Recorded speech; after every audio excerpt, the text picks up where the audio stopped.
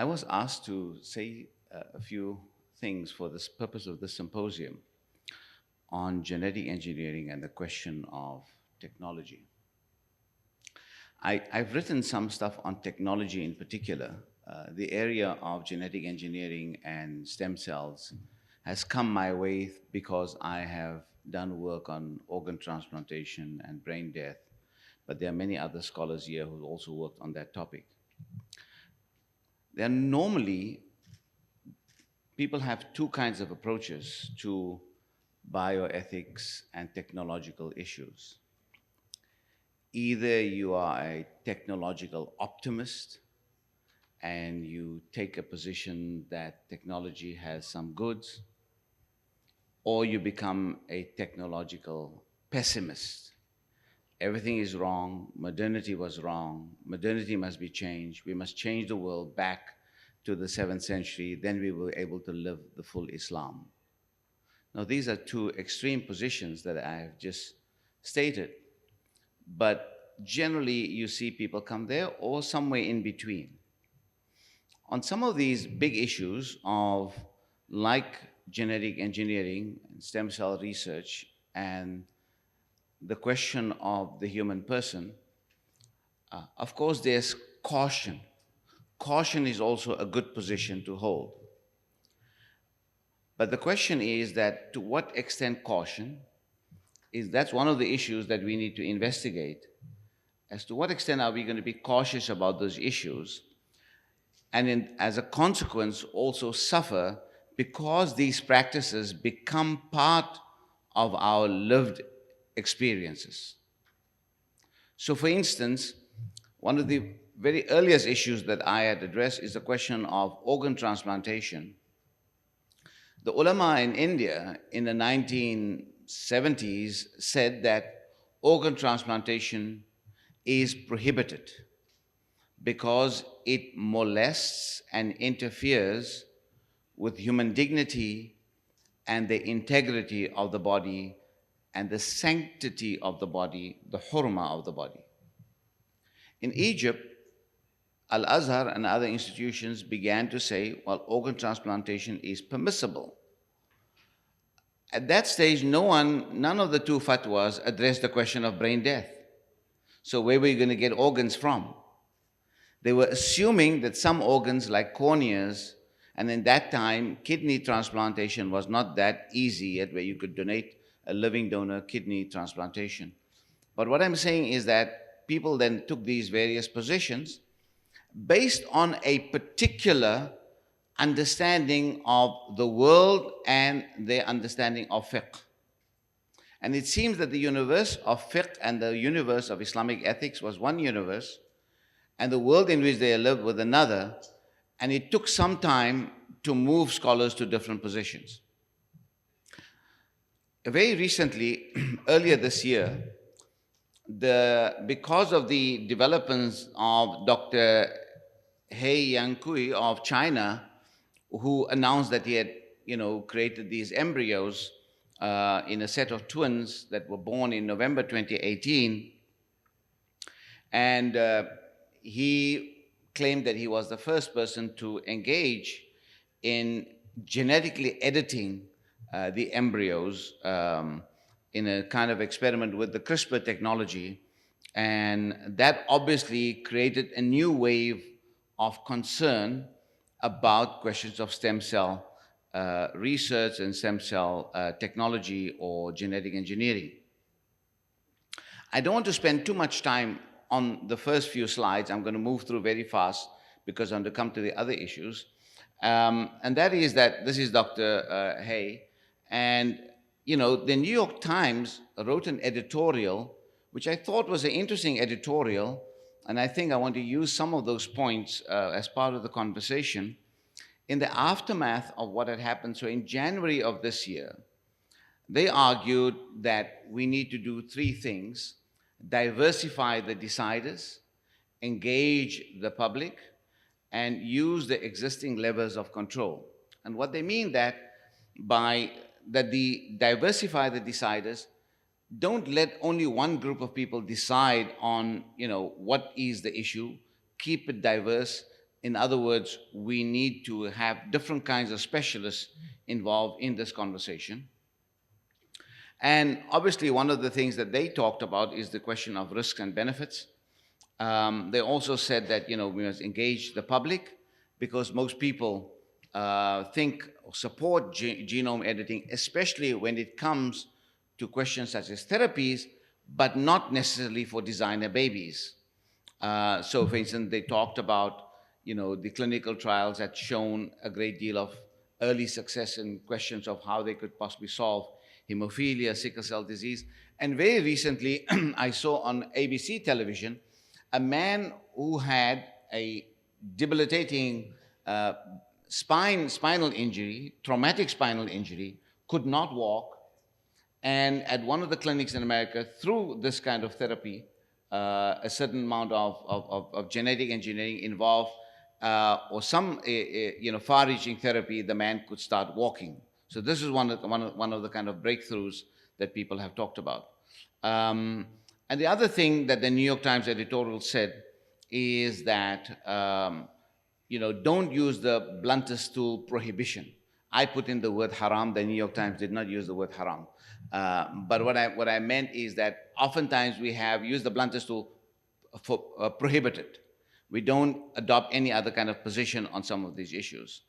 And what the New York Times editorial said, that when you put on prohibition, then some of the subsidiary questions that are involved in these areas of technology that could be hampered, like mitochondrial gene transfer, that can work very successfully.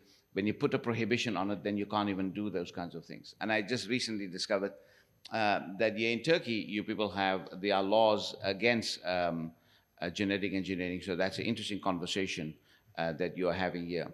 Some of the reactions to the New York Times editorial was quite interesting. I gave you a snippet of 4, but there's one person saying that if his parents could have had a great deal of success if this technology was available many years ago. And he says, you really have to experience what patients are suffering so that you can know if there were therapies that people could make use of those therapies. Second one said, also supporting that, and talked about the possibility that one can use amino acid in hemoglobin in embryos to prevent sickle cell anemia, and gave those kinds of example. There was also another person. There were several hundred. I gave you a selection only. Several hundred people said that some people who are opposed to genetically modified foods, although they want to but he's opposed to CRISPR. And he said CRISPR should not be used on humans, and scientists should not play God with the genetic material. I am a scientist. I find the potential to reshape life by introducing or surprising genes in an organism frightening, and that is a very tame word to use. And I think the last sentence is the one that makes and give many people pause. So oftentimes people talk about, playing God. Whenever genes are used, they're playing God. But I wonder, when people were doing organ transplantation, they also said playing God. When we went to the moon, my grandmother chided me and was angry with me and said, you and your kind of people are trying to play God by going to the moon. And another thing is this, after a couple of days after they had moon landing, South Africa, especially Cape Town, where I'm from, had an earthquake. And my grandmother said, can you see? You mess on the moon, the earthquake will happen. This is genuinely what many millions of people believe. And part of the issue is that we are locked into certain kinds of cosmological understandings of the past, in which the moon and the stellar systems had a lot to do with the human condition.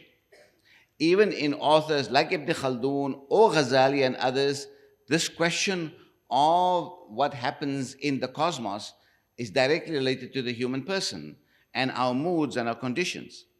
What has happened, this science that we're talking about, this technology that we are using in organ transplantation, brain death, and other kinds of technologies that we're using on our bodies, no longer regards that earlier cosmology as valid. That cosmology no longer exists. It's only for academic study that we can understand how the past made sense of themselves. But that cosmology is no longer the cosmos by which we operate, by which we use the periodic table, by which we organize our lives and very significant aspects of our lives on the basis of a new cosmology. Now, what this respondent is saying is that this word, don't play God, and that there are surprising organisms. That can be a whole lot of conversation about that. But there is natural genetic transformation that happens over tens of thousands of years in nature itself. So the idea that we have genetic mutation is not something new to the human species. What is new is the speed and the level of alteration that we can do today that is quite radical. But mutation in species is not something new. So many people are like the reader, what I call reaction number 3, have this kind of concern over these things until they experience a loved one who needs therapy, and that therapy is then required, or that therapy is available. Then people think about. I know, for instance, that many of the people in South Asia, in India and Pakistan, who believed in the fatwa of that organ transplantation is forbidden, once their family members needed organs, then they were prepared to revisit the fatwa. These are the families of the muftis. So reality is quite complex, and we need to possibly address issues in that way. The article said, we are toying around with our genes. That was a New York Times article. And this author is also saying that, oftentimes we deal with these issues in an emotion-driven way. Now, one scholar has said that all too often technology is out in front of the deep thinking we need about how it can be best applied. So the deep thinking only happens after the technology exists. We've seen through experience, we cannot do the deep thinking before the technology exists. So this idea that we think that we can do the deep thinking in humanistic laboratories, or we can have conferences after conferences and then find the answer and then say, yes, hit the switch. It's not going to happen in that way. It never happened in that way. I want to take us to Ibn Khaldun in the 15th century, who talked about the idea of, because I want to talk about crafts, talked about the idea of what I call technology, what we call today technology. Ibn Khaldun spent a lot of time, half of the book of the Muqaddimah of the introduction to his big history, half of that book almost is dedicated to the various crafts. One is to the physical crafts, and the other to the mental crafts. So the physical crafts is issues such as farming and other kinds of practical technologies and practices that people had, and they call it a sina'. And Ibn Khaldun fully understood how tools become part of us. Here he has a very insightful citation. He says, from every craft there is an influence or effect on the soul, on the nafs, which causes the soul to acquire an additional new intelligence. He calls it al-aql al-mazid. The soul, because of technology, you acquire additional intelligence. So you're using your hands, you're using your feet, you're using machines, and you now have these extensions of the human self. Ibn Khaldun thinks of, in his day, the crafts that he had that were non-mechanical crafts, that were handcrafts, that were power-driven by natural power that we had. In his day already, he understood that technology creates additional intelligence. One of the oldest technologies that we use is writing. Writing is absolutely critical. And we have shaped an entire civilization based on writing. Writing is a tool. Writing is the most basic technology that we have. And it's become we have become wired through writing. Writing has become part of our cognitive system. It's no longer something separate from us. Sometimes many of us can't think without writing it down. We can't remember things without writing it down. And then from the typewriter to the computer to speech ways of recording things, it's become more and more complex. So Ibn Khaldun says that one requires additional intelligence, and which prepares the soul for accepting still other crafts. So once you become habituated to crafts, not only do you get additional intelligence, but you go for more. You then develop more. And he says that the intellect is thus conditioned for the quick reception of knowledge.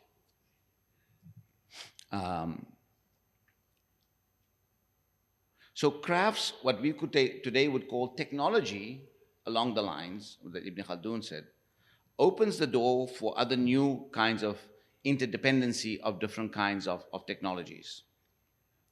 And he says that because of technology, we develop a certain habit, a malaka. A malaka is different from perception. A malaka is something much more deeper and is much more ingrained within us, that we respond to issues naturally, almost subliminally. And that is different from perception. This idea of Ibn Khaldun, and I don't have it on my screen here, but Ibn Khaldun says something very similar to what William Connolly has said. He's a philosopher who talked about the whole question that today we have composite thinking. Thinking is compositional. What compositional thinking means is that the tools and instrument we use becomes part of our thinking. So let me pause here for a minute. If I looked at the weather before I came out here today, just in case I had to put on a sweater or a scarf. You in Istanbul, you guys get many earthquakes from time to time. God forbid. Okay?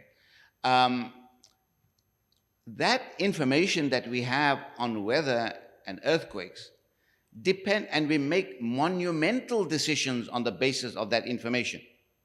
Whether we're going to evacuate a city, whether we're going to take certain precautions, all of these things depend on instrumentation.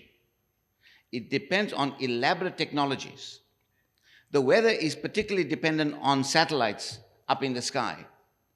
So my decision not to wear a scarf today was informed by a much more complex set of tools and technologies that made me make a decision. Unknown to me, and known to many of us, in a very subliminal and silent way, our thinking is compositional. It's not about what I feel, but the information that goes into my mind comes from a multiplicity of sources. And much of this is technological. But we don't acknowledge it because it's not in front of us. It is in the ghaib, or it is in the sky, in the cloud, right? It's cloud technology, cloud information.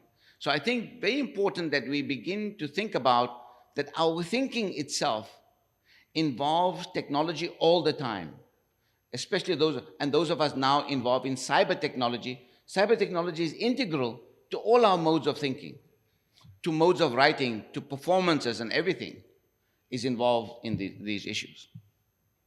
So I think we cannot underestimate and we cannot ignore that thinking is compositional. It is not technology is here and fiqh is there. It's not that philosophy is there and technology is here. It's not that science is here and technology is there. They're all integrated. It is composed of multiple things. So the process of thinking is also like that. One of the great weaknesses of the many fatwas and the research of many scholars here, like Dr. Ebrahim and Dr. Shabana and Dr. Ghali and others who I have consulted, and they have looked at multiplicities of fatwas and so on. The fatwa making process doesn't operate in the way that I've just said. It thinks of these things as very, very separate. It's not compositional thinking. It's dichotomous thinking. There's the body, and here is the fiqh. And now how do I apply the fiqh to the body? Misrecognizing that the fiqh is produced by the body. It's the human body that produces the fiqh, historically and today. And we cannot keep these things separate. But I'll talk more about that later. So this is Ibn Khaldun's Arabic citation. In case you think I just made it up, I have my citation, and you know, always have to give you proof. But yes, and another place, yeah. I also want to talk about an Indian scholar who died in 1762, Shah Waliullah. And Shah Waliullah also talks about the need for that. So he writes this very important book called Hujjatullah al-Baligha, which is basically a book about the ilmu asrar ad-din, the science of understanding the inner meanings of deen. I don't want to translate deen as religion, because deen is much more complex than religion, modern understanding of religion. But this is a very important book on trying to make us understand about the inner meanings of deen. And this book in the beginning is about metaphysics, and in part 2 it's about irtifaqat. And irtifaqat is basically how to develop the various ways that make human life easy, that gives rifq in human life, that makes things comfortable for human beings. What today we will call is a civilizing process, that we go through various stages from nomadic life to urbanization, to establishing different kinds of polities, to creating transnational entities, and so on and so forth. These are various kinds of development of the civilizing process. And the reason we move from nomadic to urban is precisely because of technology. Technology makes it possible to put lots of people in high-rise buildings into a limited amount of space. Technology makes it different kinds of things, provide food and provision for people in major urban areas, and that you can bring the food from the distant past. Technology makes all these things possible. That is what we call the civilizing process. But my point about Shah Waliullah and the question about technology is precisely that major Muslim thinkers in the past, Ibn Khaldun was one who talked about the importance of technology to human history and to the history that he was writing. But here I'm talking about a faqih and a theologian and a jurist who's talking about these issues. And his most important thing, his mind is about human development, how to develop human societies, how to dig wells, how to make things easy in digging wells, how to provide water. Those are the things that he's saying. And so, you know, this, what he says, the things that we rely on, the things we take support on. So some people translate irtifaqat as supports of civilization, you know, but I would say that one should think about these issues, that in the irtifaqat, in what's the name, political thought, is political economy. One can also think about these questions of human development, including science and technology, as part of irtifaqat. One of the things that Waliullah says is that we are composed of both animal and angelic qualities. But the interesting part that he says is, and human beings engage in beseeching their creator, they do tadarru ilallah, they beseech their creator. But he says that the answers that they get is always consistent with a particular place and time, what he calls the lisanul hal. The lisanul hal is a very important place, in that Waliullah also says that about the nature of revelation, that when the revelation comes, revelation doesn't give to people on earth the revelation that is relevant to the people on Mars. There's no people on Mars. I'm just trying to see if you're all awake or not. Revelation basically deals with the nature of the human society. It doesn't say things that are completely and illegible to people in the world. So this is a very important point that he says. So when we are, and then he says human beings are endowed with reason, and ingrained in the human soul is the search for knowledge, and that search for knowledge is always in accordance or consistent with the conditions of the time. So this is the point that I'm citing, Waliullah and Ibn Khaldun, to show that we have a genealogy of thinking. We have a history of thinking that should not be surprising to us today, that we are forced in that direction. Muslim civilization would never have been possible without people thinking out of the box historically. And Professor Murtaza said about the questions of the Ottoman heritage. You're absolutely right. There's a lot of stuff with the Ottoman heritage that the rest of the world still don't know. I recently discovered a scholar like Kalambawi, and Kamal Pashazadeh, and all those people. I mean, obviously Taj Kubrezadeh and some of these other people are famous and well known, but the works of Ottoman scholars in a whole range of areas is obviously critical, because here you had an empire that had to deal with realities on the ground. And science and scientific endeavor was one of those areas that they had to deal with. So the normative questions in this conversation that we're having, I think is of importance. The questions of, most people use the benefits and harms approach. And I don't think there's anything wrong in a benefits and harms approach. What I think what we should be doing is to deepen and create layers of complexity of the benefits and layers of complexity of the harms. The benefits and harms approach is it's one of the most insightful discoveries, and Muslims call it these questions of maslaha and madarra, ad-darar and what is maslaha. That benefits and harms is important. But what is important is that we need to make it complex, not simple. Oftentimes, what is maslaha and what is not maslaha is the decision of one faqih or a group of fuqaha who sit together and said, yeah, we think it's in a maslaha. No research, no social science, no science, no deeper complexity. And that's unfortunate. And when they do have in front of them scholars, it is, give me a tutorial about organ transplantation, I will give you a fatwa. So it's a tutorial-based fatwas. That I don't think works anymore.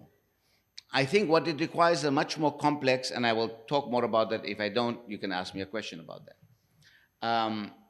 So oftentimes people say on these kinds of issues of stem cell research, genetic engineering, that there's an argument, then a question of fitrah.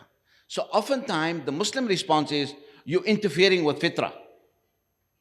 And I'm surprised, what are you talking about when you say interfering with fitrah? Do you know what is fitrah?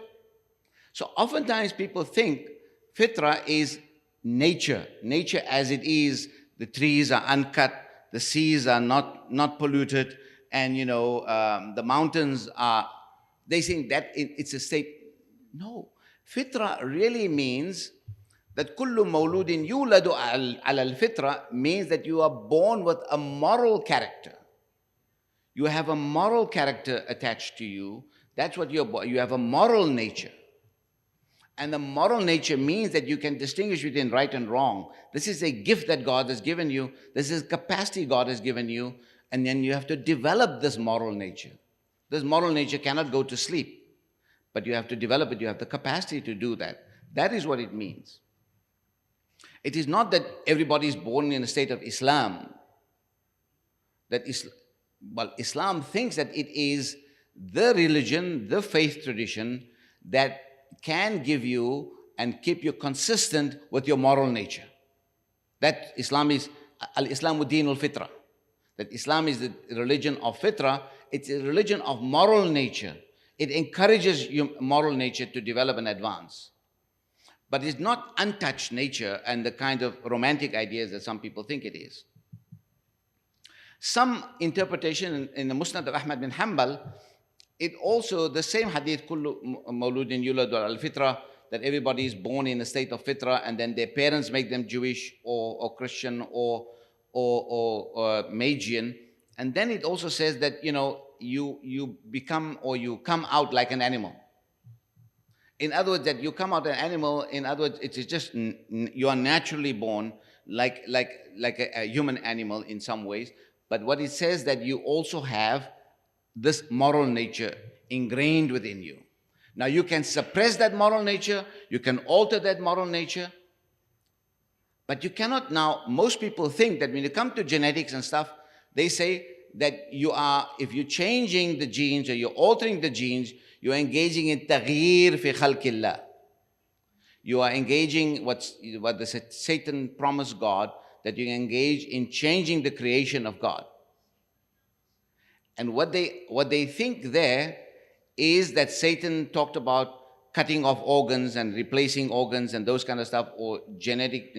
No, what Satan took a vow that he's going to change and work hard to change the moral nature of human beings, to make them do more evil and less good. That is what Satan worked at. It was not about chopping and changing and doing surgeries. That's not what Satan promised. And I think it's complete misreading of the tradition that many scholars write and say, don't touch these things, the taghyir fi khalqillah. I mean, it's basic illiteracy. It's a lack of literacy when people say that. And I'm absolutely surprised that it happens. Now, I have strong opinions. Okay? So, sorry about that.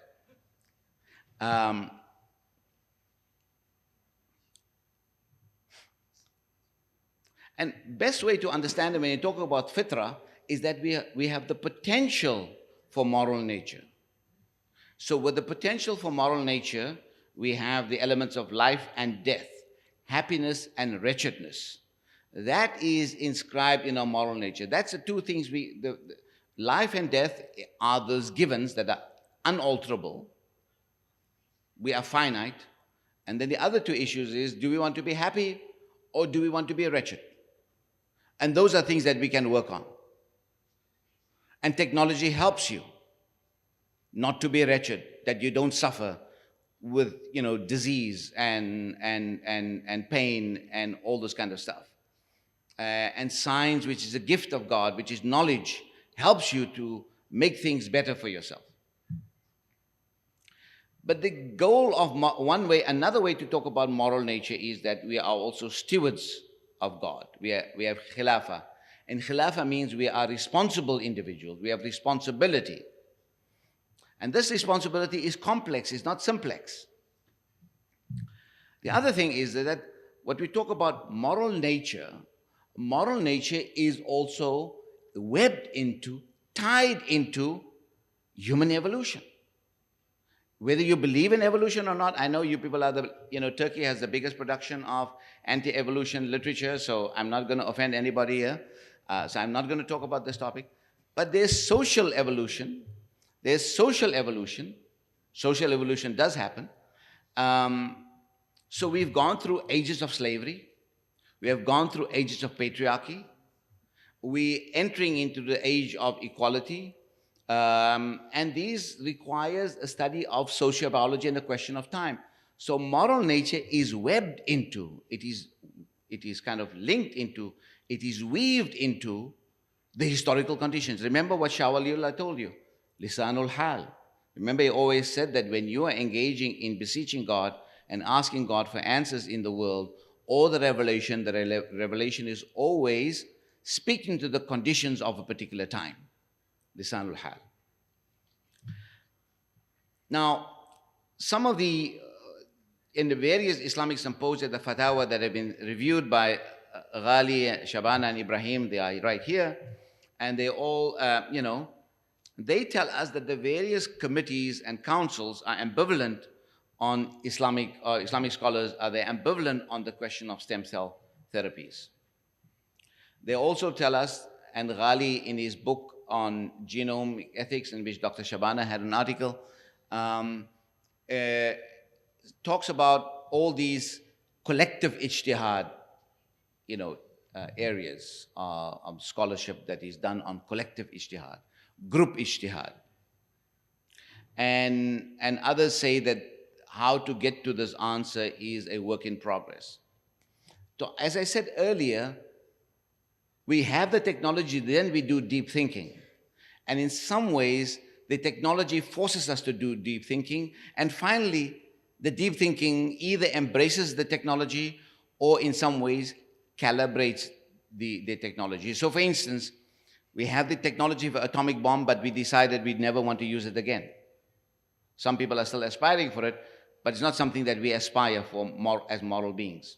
But there are other technologies that we use freely and give greater options to it. But one of the big difficulties I have in some of these collective ijtihad councils is that there is the absence of philosophical thinking. And what I'm proposing is that there should be a greater, I'm just checking the time, there should be a greater combination of both fiqh and philosophy. Both historical Muslim philosophy that must be studied and to try to create a link, but also contemporary and modern philosophy.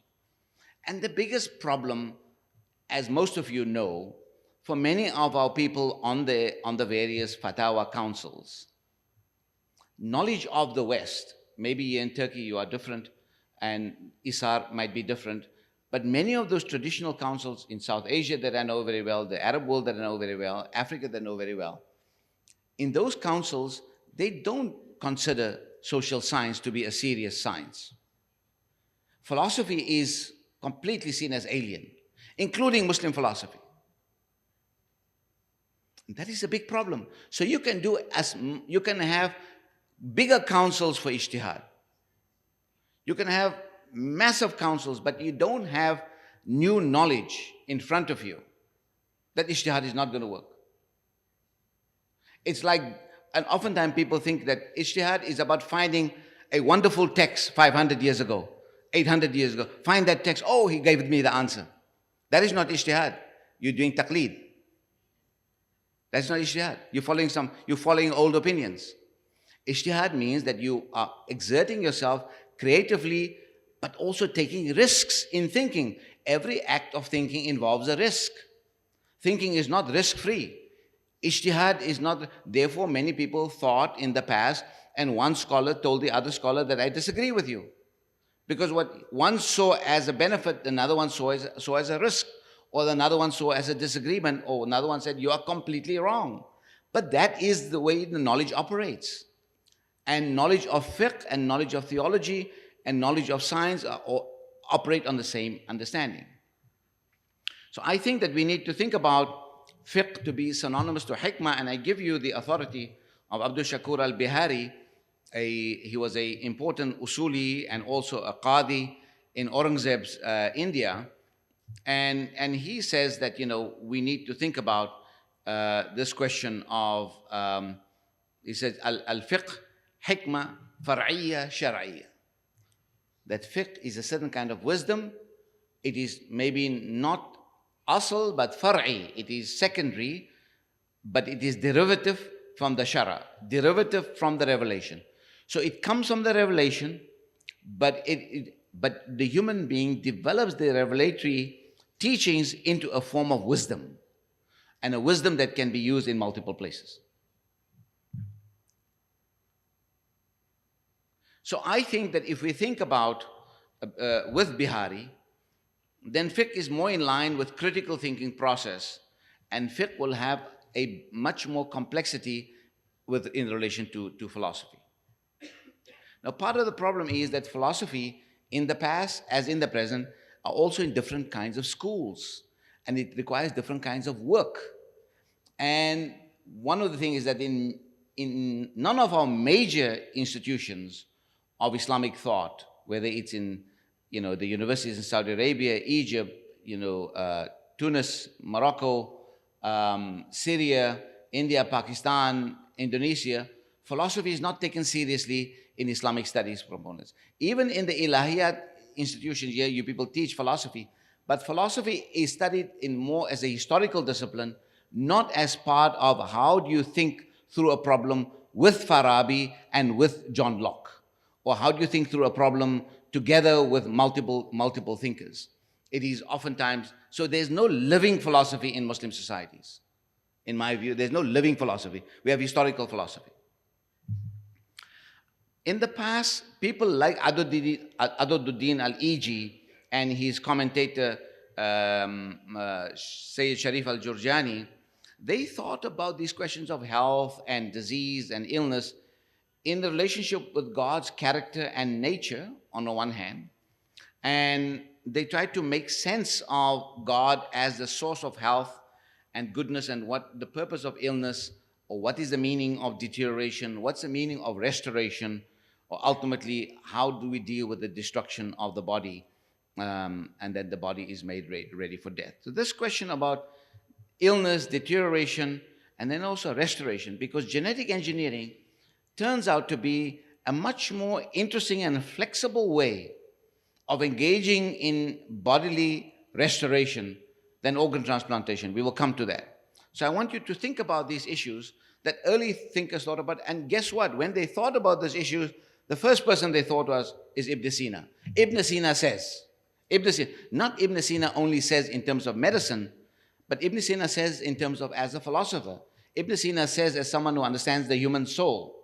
So oftentimes we want to declare Ibn Sina to be a kafir or a sinner because Ghazali criticized Ibn Sina on 4 points. That doesn't matter. Ghazali had a criticism of it. We can agree or disagree with Ghazali on that issue. It is Ghazali's ijtihad. It's Ghazali's ijtihad. But Ibn Sina and Muslim philosophers other than Ibn Sina had a great deal of things to teach us. And if we are not going to learn what they had said and begin to understand that, then I don't understand how we're going to have any kind of a living Islamic tradition. So no one saw Ibn Sina as a discredited figure or as someone that should not be regarded as authority. So maybe here in Turkey, because Ibn Sina is taught here, so maybe here Ibn Sina doesn't have that bad a reputation. But in many other places, people just don't want to listen to Ibn Sina. And one of my former students tell me, I rather read Ibn Taymiyyah because he's clear and I can understand him, but Ibn Sina, I cannot understand him. So I said, that's your problem, not Ibn Sina's problem. You can't read Ibn Sina. You're illiterate to read Ibn Sina. Now, Ibn Sina is tough, is very hard, and is very, very, dense and abstract. So one has to work through that. But, one can understand that. One can work to understand that. Ibn Rushd gave us a good example because now we're coming closer to people who do fiqh and who do fatwas and so on. Ibn Rushd says that if you have a shoe shop and you are a shoe seller, you might have hundreds and hundreds of pairs of shoes in your shop. But if a person with a different size foot comes into your shop, you will not be able to fit that person's foot with a shoe because you are not a shoemaker. You're a shoe seller. A shoemaker will be able to design a shoe, customize a shoe for that person.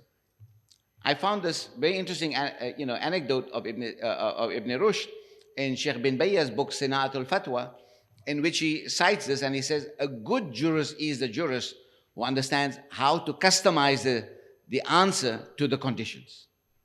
So a fiqh and a fatwa must be customized, and it must be custom made that fit the question and deal with the context. So again, what Ibn Khaldun talked about as a sina'a, as a technology, as a craft, Sheikh bin Bayya also uses the same title for what he calls Sina'atul Fatwa, the craft of fatwa making. And he has an elaborate book that I would recommend that people do read.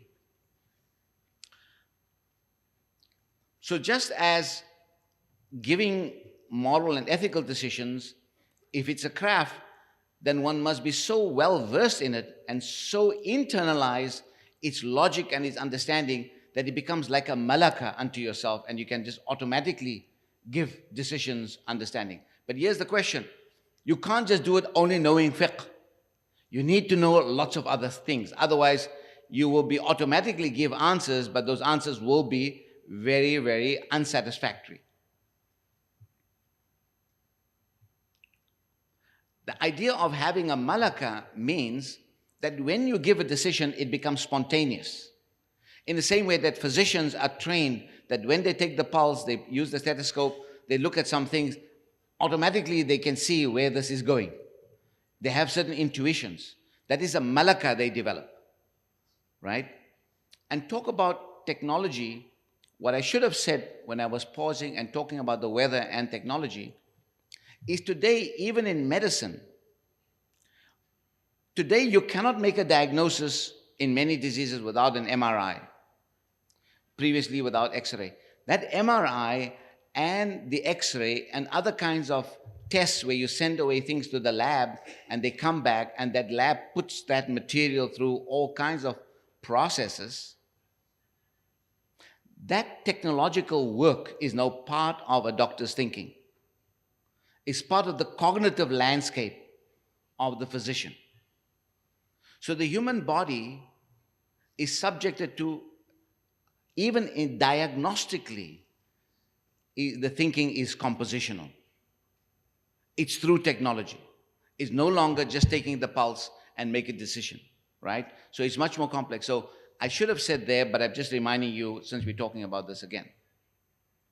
So just as a physician can do certain things spontaneously because of a certain kind of practice and familiarity. And therefore, also in fatwa giving, there must be deep intimacy with the topic that we are dealing with.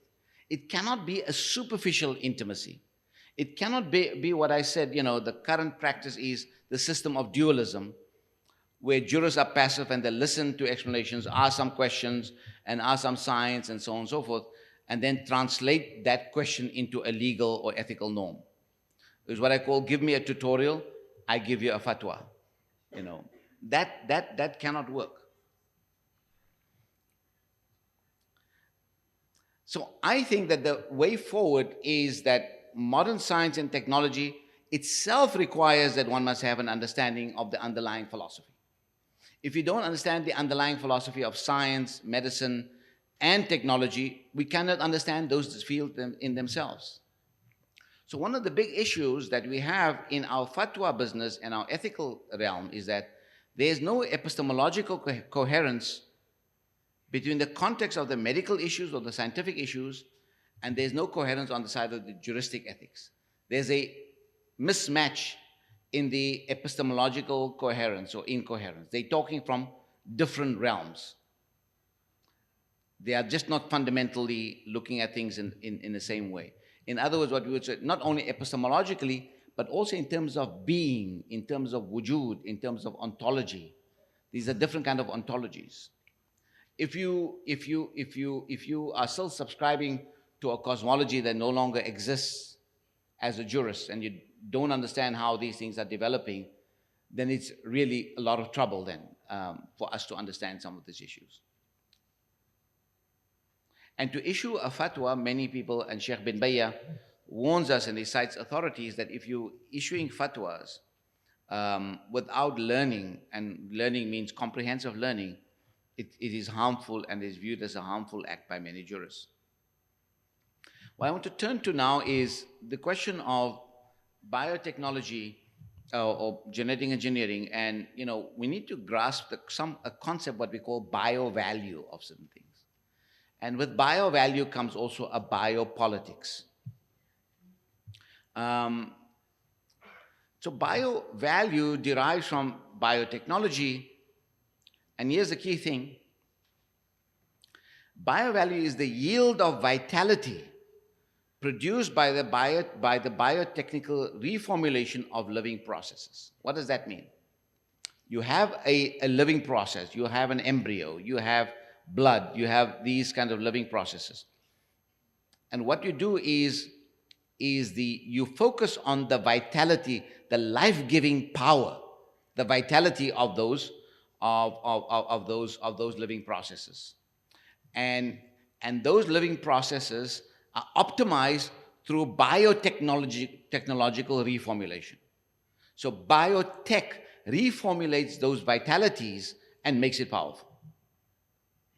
So it intensifies the living processes to make them change their productivity along certain lines and cause them to self-produce and self-maintain. This is the amazing wonder of biotech. Biotechnology is precisely this, that it can intervene into the living and non-living system. It sets itself between the living and non-living systems and able to optimize the vitality of things.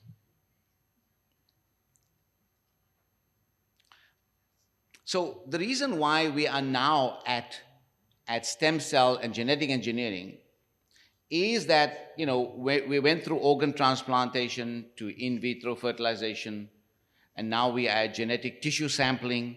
So not only do we tissue sample, but now we are now at human cell lines to stem cell technologies. That's the kind of evolution, right? So many people have written here that, most people have a problem with reproductive stem cell technologies, but don't have a problem with therapeutic stem cell technologies. There's still hesitation, but it has also a great deal of possibilities in health therapies and so on. But here's the question. The question that comes out is that what happens through stem cell technologies and through genetic engineering is the fragmentation of the human body. And that raises questions that when my fragments are now taken, the embryonic embryos and others are utilized, or small amounts are utilized, and now these things are now vitalized. They have vitality. They have new life, right? Is that part of me or not part of me? Right? Where does human identity go? And what happens to human personhood? So if someone had given some cells and that cells has another life elsewhere, we have that kind of question. Now the same question arises in organ transplantation. A man gives, Muslims talk about hurma and, male and female segregation, but we never ask the question, did you receive the kidney of a male or a female? Did you get the heart of a male or a female? No, you're treating the kidney now as an organ. You've thrown away some of the fiqhi understanding, which is sound. It's a sound position that you have taken. But you don't ask now, when I have donated this kidney, has my human personhood undergone change? Has my identity undergone change? I'm a recipient of another kidney. Have my identity undergone change? Well, yes, you have now been a recipient, then you've been undergone through an altruistic process. Someone has given you something. And now you're into a moral economy of altruism. And you're now in a gift relationship. Someone gifted you the organ. So there is the idea of gifting, right? And you're living that. Now, obviously, other people, when you sell the organ, we get into commodification. But a new kind of relationship is established through organ transplantation, IVF. For Muslims only accept, between married couples and so on, although there are some fatwa that allow for, taking for donors also. Nevertheless, the idea is that it's a whole different realm that we enter into, and identity and personhood undergoes certain amount of change, but it's not drastically change. You have a new relationship of personhood with respect to the people who has gifted you the organ, with whom you have an altruistic relationship and so on. So I don't think those questions are as large as some scholars make them out to be when it comes to genetic engineering. I think maybe it's a question of scale, and I'm not fully thought out this question, but I'm still open to thinking more about this. Now, what we now have is we have now arrived at, two kinds of tissue economies. And this I get from the work of Catherine Wolby and Mitchell. So there are biopolitical issues, right? The biopolitical issue is that we have aging societies, and aging societies 20 years, 30 years ago needed organs, so therefore organ transplantation became a need. Now what we're happening, there's a decline of such organs because we have aging societies, and aging societies, their body parts break down and they have to be replaced. And there's not enough of those body parts available anymore. There's a decline in those body parts. And there are other kinds of challenges that go with organ transplantation, which is the challenges of immunologically compatible donors, which is also a problem. And with old age comes diseases like Parkinson's, Alzheimer's, heart disease, diabetes, and also traumatic injury to the body needs to be healed in your very patients, people and your population that have now grown for longer periods, and you don't want them to suffer and be paraplegics or that, right? So that is the biopolitical issue that is at hand. So it's a biopolitical issue where biology and politics come together. Because politics says, we want to keep you healthy and safe and give you a long life. That's why you have good societies. That's the work of politics and economics. But then you have biology. When you have these kind of developing societies where you have populations, your biology must respond and you must have better healthcare facilities. And these healthcare facilities must now take care of these human bodies, because you've got rid of malaria, you got rid of major diseases and epidemics and pandemics. So populations are living longer, so you need to provide them with food and you need to provide them with good health. That's a connection between biopolitics. So the new tissue economy that we are having now is the tissue economy of fragments, body parts, stem cells, things that can now, a small amount of it can be taken and can be radically vitalized, almost magically, into doing all kinds of interesting things. And that we can also intervene now in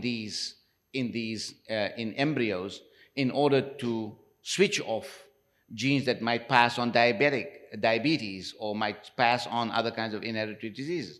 Now, the big concern there is that if we switch off that, what else will be switched off? That is the risk that we take, and that is the big question.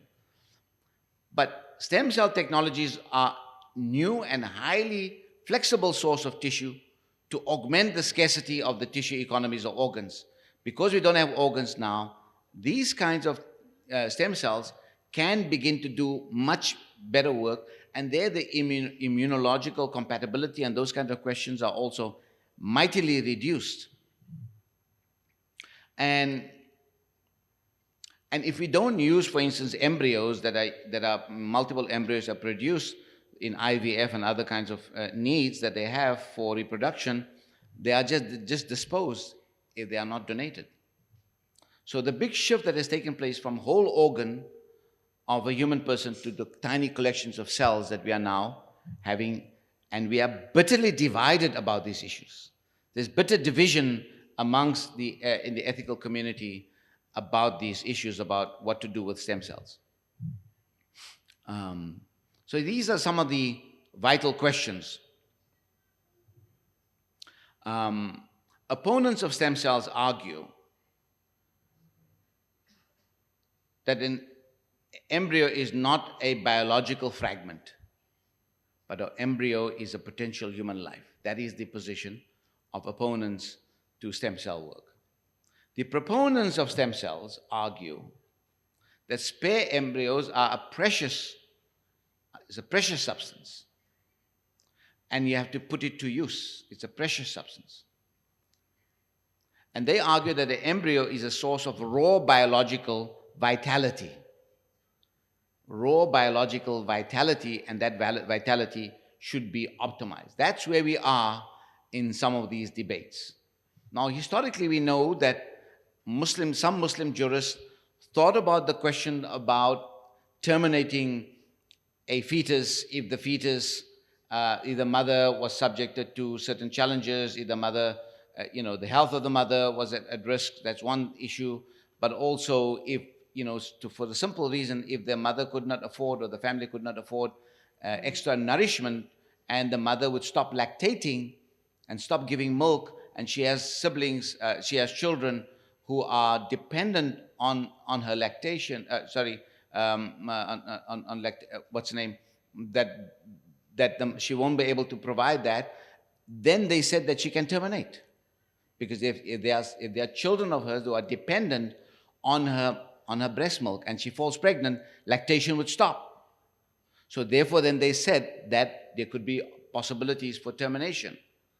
So the question of termination of embryos for the needs of the living, there's been a complicated ethical debate historically. Today, we don't have to do that because we have food supplements for infants, right? So that challenge is overcome. But all we want to say is that there's been this thinking, and that Muslims did not regard an embryo or early phase fetus to be the same as a full-grown person.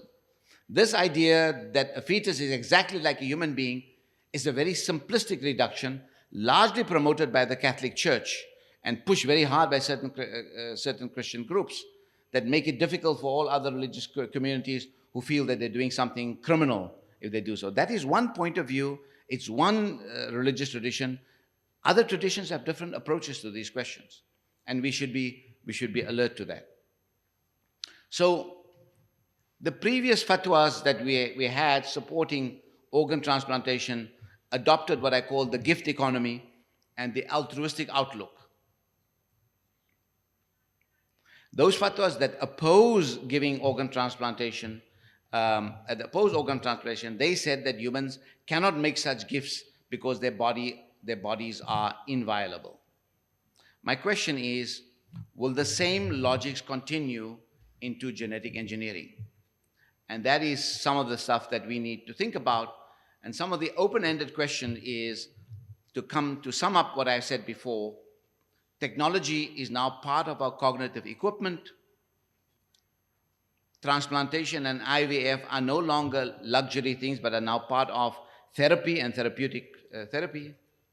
The hesitation in genetic engineering concerns, one, the nature of the human person in a tissue economy of fragments, but also at the same time, there are enormous therapeutic benefits of genetic engineering and stem cell-based remedies. So we should try a new approach, in my view. We should learn from previous decision-making processes like organ transplantation and IVF, where we said no, then we went yes, and yes to no, and that kind of thing. I think it's problematic. We need to avoid the language of permissible jaiz and impermissible haram. That is not the language that we should be looking for. There is no explicit text to consider in any of these things because these questions are ijtihadi. It is a realm for research and developing new moral positions via ijtihad. And as I said earlier, the ijtihad cannot be based on old knowledge, but it must be new knowledge, new ways of thinking, and that the modalities of thinking and the compositional modes of thinking in fiqh and the compositional modes of thinking in science and technology are all part of a much more integrated picture, and therefore we need to do that. Ijtihad requires a new language and new conceptualizations, and our tradition has yet to adopt and master that. Hence, I say that we should adopt approaches that think about issues as more beneficial or less beneficial, and rather than saying something halal and haram. And it is okay to be undecided. It is okay to not be able to make up your mind. It's okay to adopt tawaqquf when you don't have all the answers at the same time. Thank you very much for your time.